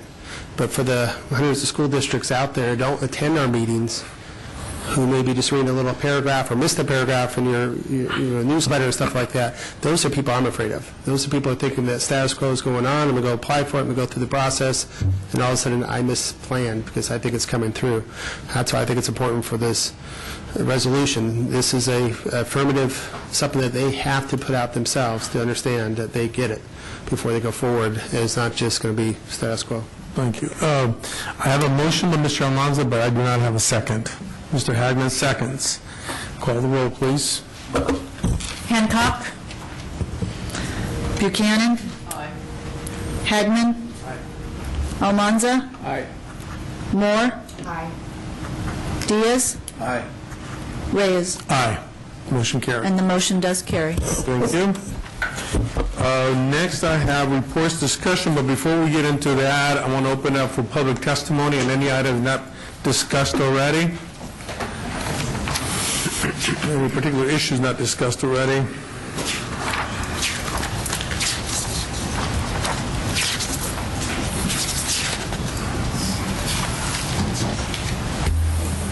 Bruce, welcome. Thank you, Mr. Chairman, members of the board. I'm Bruce Hancock, Hancock Park in DeLong. Thank you for your indulgence while I repeat something that you already know, but something that's very important to a number of school districts. First of all, on behalf of our clients, the Lake Elsinore Unified School District and the Sacramento City Unified School District, we thank you very much for your decision today to identify all of the projects that are affected by the labor compliance program issue and to search for a global resolution. That is very much appreciated. The two districts that I mentioned, and perhaps many more out there that I know nothing about, are severely impacted by this issue. And even though many of them believe that they have, in fact, complied with all labor code requirements, they find themselves at this spot. We do have a concern. I don't expect it to be addressed today, of course, but both districts also are concerned that they are racing against a September 25th priority funding deadline, at which time they have to submit a compliant fund release. They believe they've done that. Obviously, OPSC does not believe they've done that, but it does leave a problem where that date is obviously going to come and go before there's a global solution. So that's perhaps one thing to consider. Again, on behalf of Lake Elsinore Unified School District, Sacramento City Unified School District, thank you very much for your efforts on this. Anybody else? Okay, thank you. Tab 17. Tab 17 is just a brief update to the board. In June 2012, we actually did find some available funds to fund 3 joint use projects, and we also had awarded $4.5 million to those projects. It's listed on page 252. Funds were provided to Redondo Beach and Alameda, also Santee. These projects were awarded on an 18-month timeline, and so what we have been doing is giving the board a quarterly update. Since then, we've actually had 2 districts come in for those funds. There's one district, Santee, that hasn't come in for their funds, but we've actually had some periodic updates from them. So we're reporting that in the future. There is about $536,000 that was remaining, and we did award that also to a district as well. Redondo Beach did take those funds, and we were presenting a consent item next month to provide them the cash, and that's all we have. Thank you. As an information item, tab 18. Tab 18, Mr. Chair, is another report. The board members have raised several topics at the board. They wanted to explore these topics further in detail for potential future program-related questions. We've outlined the topics on pages 255 and 256. We are now seeking board direction on how to further discuss these topics in the future. I think with Ms. Buchanan's acceptance, I'd like to appoint her to be chair of a subcommittee to start looking at this. And I know Mr. Hagman has expressed an interest on this, and Ms. Moore has been interested as well. And I think this is a good time for Mr. Diaz to get his hands wet on this one, and Mr. Almanza as well. So if it's okay with the board, I'd like to appoint. There's 5 of them, so it's not a quorum, and but it is a public meeting anyway, so we can just have that. Is that okay to start taking this on? As we all know, and please, I invite you to come at the subcommittees and get into the weeds with us at that level and resolve issues and bring your examples and your exceptions and all that and your ideas, because that makes for better discussion at that point. Thank you. Tab 18, tab 19. Tab 19 is the 3 months workload. Not sure we have any questions with that. Anything else we need to bring forward that I'm forgetting? No? We have closed session. We have a closed session today. Tab 20. We're good. Mr. Savage, all votes make sense, or implementation has to interpret all votes again? Perfect. Okay, good. We are going to go into closed session to address some legal matters as authorized by certain sections of the government code dealing with litigation, potential litigation. I think that's what I'm supposed to say. Okay, thank you. And if I can have the room clear, I'd like to have, obviously, counsel stay. And Ms. Silverman, Mr. Mireles, can you join us, please, for purposes of the background? Thank you. We've been advised by counsel on a couple of potential litigation issues pursuant to government code, so we're coming back from closed session. Any public comments? Seeing none, motion to adjourn. Adjourn. Thank you. Good night. See you in 5 weeks.